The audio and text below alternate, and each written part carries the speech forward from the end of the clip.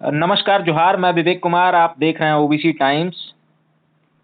सबसे बड़ी खबर दिल्ली से आ रही है, जहां लाल किला के पास गाड़ियों में ब्लास्ट हुआ है। ब्लास्ट में मरने वालों की संख्या लगभग 9 के करीब बताई जा रही है। अब ऐसे में जब बिहार में चुनाव है, उसके बाद देश में ब्लास्ट हो जाना, देश की राजधानी में बम ब्लास्ट होना और जिस तरीके की खबरें पूरे देश से निकल कर के आ रही हैं कि लगभग 300 किलो से ज़्यादा आरडीएक्स का पकड़ा जाना, ये किस तरफ संकेत करती हैं, उस पर बातचीत करने के लिए हमारे साथ जुड़ गए हैं समाजवादी पार्टी के पूर्व मंत्री सुधीर बब्बू जी। स्वागत है सर आपका। धन्यवाद विवेक जी। सर, इस पूरे मामले को आप किस तरीके से देखते हैं, जिस तरीके से दिल्ली में बम ब्लास्ट हुआ है, कल बिहार में वोटिंग है दूसरे चरण की? विवेक जी, ये घटना मुझे सोशल मीडिया के माध्यम से प्राप्त हुई है कि दिल्ली में बम ब्लास्ट हुआ है।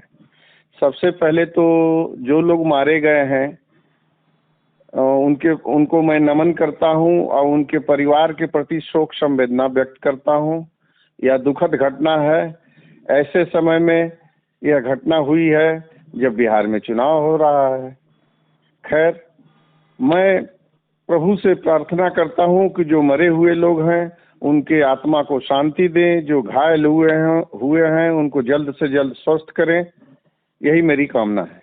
सर, अखिलेश यादव ने आज प्रेस कॉन्फ्रेंस की थी। प्रेस कॉन्फ्रेंस में लगभग 3 साढ़े 3 बजे के करीब उन्होंने इस बात को पहले इस बात की आशंका जाहिर कर दी थी कि पता करो क्या देश में चुनाव है। जब ये खबरें चल रही थी कि देश के अलग अलग कोनों से, फरीदाबाद से, गुजरात से जब आरडीएक्स की बड़ी खेप पकड़ी गई, तो अखिलेश यादव ने कह दिया था कि पता करो क्या देश में चुनाव है, तो ये घटनाएं हो रही हैं, बताओ। उसके बाद उन्होंने सवाल भी तमाम खड़े किए कि सारी एजेंसियां जब उनके पास हैं, तो आखिर इतनी बड़ी मात्रा में आरडीएक्स देश के अंदर आई कैसे? जी बिल्कुल, माननीय राष्ट्रीय अध्यक्ष जी ने अगर ये आशंका व्यक्त किया है तो निश्चित रूप से कहीं न कहीं कोई बात है। और वो राष्ट्रीय नेतृत्व, राष्ट्रीय स्तर के नेता हैं और उनकी जो सोच है वो कहीं न कहीं सही है। और रह गई बात गुजरात में आरडीएक्स पकड़ने की, तो गुजरात में तो आए दिन आरडीएक्स और पाकिस्तान के माध्यम से तमाम वो पाउडर, हीरोइन, क्या क्या सब पकड़े जाते हैं। ये आज तक हमारी सरकार, केंद्र की सरकार नहीं पता कर पाती है कि ये आखिरकार आता कैसे है और मंगाता कौन है। तो ये बहुत ही विचारणीय विषय है। जिस तरीके से लगातार बिहार में देश के गृह मंत्री हैं, प्रधानमंत्री हैं या सत्ता में बैठे हुए जो नेता हैं, लगातार जाकर के जिस तरीके से वहां पे भय फैलाने की कोशिश कर रहे थे, लोगों को बताने की कोशिश कर रहे थे कि अगर इंडिया गठबंधन की सरकार आ गई, राजद की सरकार आ गई, तो यहाँ गुंडा राज होगा, जंगल राज का शासन होगा, तमाम चीजें कह रहे थे। अब आप इस पर अपनी क्या प्रतिक्रिया देना चाहेंगे? किस तरीके से आप क्या कुछ कहेंगे? विपक्ष के नेता हैं आप। देखिए, मैं बिहार के कई क्षेत्रों में गया हूँ। भभुआ, कैमूर से लेकर के गया, बोध गया तक के क्षेत्रों में मैं चुनाव प्रचार में रहा हूँ। और वहाँ आम जन में, गाँवों में भी मुझे जाने का अवसर मिला है। वहाँ जनता पार्टी तो चुनाव लड़ी रही है, लेकिन इस बार बिहार की जनता चुनाव लड़ रही है और सत्ता परिवर्तन की चुनाव लड़ रही थी, बिहार को बदलने की बात कर रही थी। और प्रधानमंत्री जी क्या कह के गए आए, गृह मंत्री जी क्या कह के आए, इन सब बातों का आम जनता के ऊपर कोई खास असर नहीं दिखा। जी, क्या इसमें आपको कोई किसी साजिश की बू आ रही है?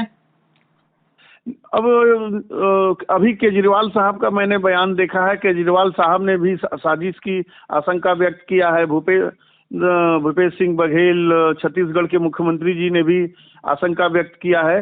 तो ये दोनों लोग अपने अपने प्रदेश के बड़े नेता हैं, पूर्व मुख्यमंत्री रह चुके हैं। अगर इन लोगों ने आशंका व्यक्त किया गया है तो केंद्र सरकार को इन लोगों की आशंकाओं को दूर करने के लिए निश्चित रूप से एक उच्च स्तरीय कमेटी गठित करके इसकी तत्काल जांच करानी चाहिए और दोषियों के खिलाफ कार्रवाई होनी चाहिए।